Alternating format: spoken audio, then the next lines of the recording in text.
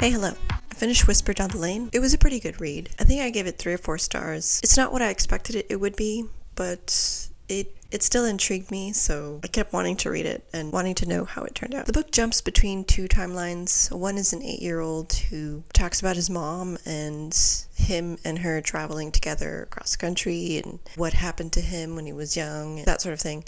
And the other perspective is about Richard, who's I think like a 30-some-year-old man who lives with his girlfriend, and she has a son, and he's an art teacher. I don't know how to talk about it without it being a spoiler, but I went into it thinking it was about kids and demonic possessions, or maybe demonic rituals or something satanic, because it has that look.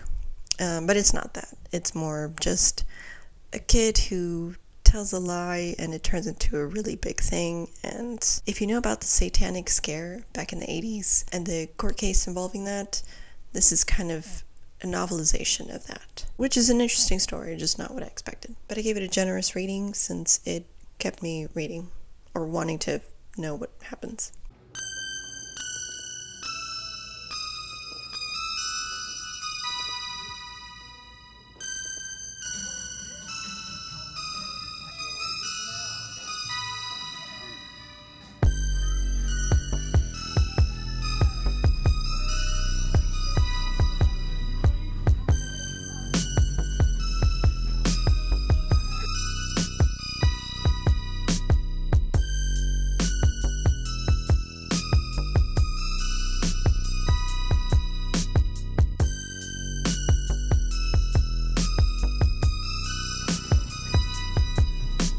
Hey, hello. So I finally finished We Sold Our Soul. I finished this back in October, but never got around to talking about it. So that's what I'm doing now. The book was okay. It's not what I expected, but it was still a fine read. It didn't upset me too much. It's just not what I expected, so I gave it 3 stars. The story is about a woman who is more in her 40s, who works at this crappy job and has realized that her life has passed her by, and she doesn't really know why. And so suddenly she remembers that she was in a band and decides to reconnect with some of her bandmates. And in that journey, she finds out why she can't remember anything and why she hasn't written any music in so long and why she's at a dead-end job in her 40s. Anyways, the book is very much about a Faustian deal, but spoilers. The reason I didn't like it was because she's not the one doing the Faustian deal. She learns that one of her band members did the Faustian deal without really her permission, and that's a twist I didn't care for. I would have preferred that she was a morally great character who did the Faustian deal, who sold her soul. She's the one.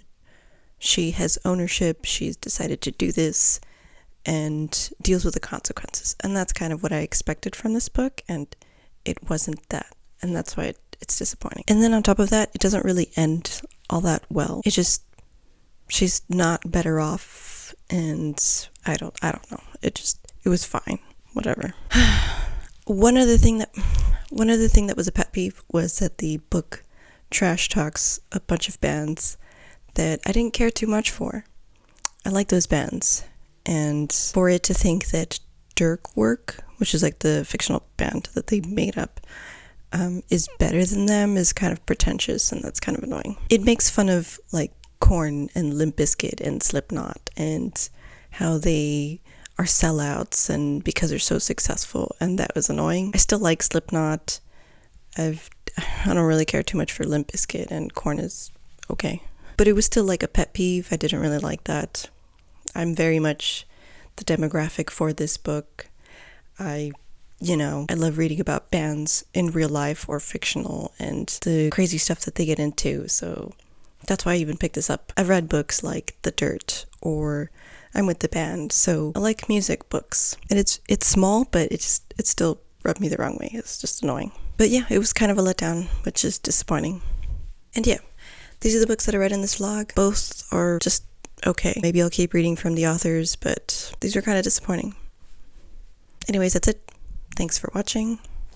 Bye.